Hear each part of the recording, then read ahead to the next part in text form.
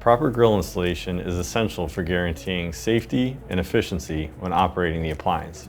First, remove any drawers and accessories that may affect assembly.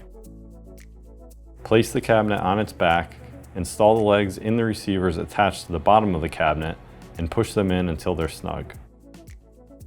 Make sure all the legs are equal in length to speed up the leveling process, then turn the cabinet over so that it's back in its upright position. The shipping bracket located at the front of the cabinet needs to be moved to the back in order to become the rear countertop support. To do this, just remove the two number 10 screws from both sides and take the shipping bracket off. Before you relocate it to the back of the unit, refer to the manufacturer's specified depth. Measure from the front of the cabinet to that specified depth. Locate the holes that are just beyond your measurement, put the bracket there, and keep it flush with the top of the cabinet. Insert two of the original number 10 screws to each side and tighten. If the cabinets aren't level, turn the legs until they're in the correct position.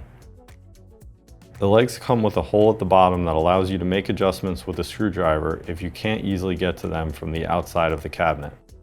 For easier access to the back legs, insert a screwdriver into the holes inside of the cabinet and turn. Continue to do this until the cabinet is level and plumb.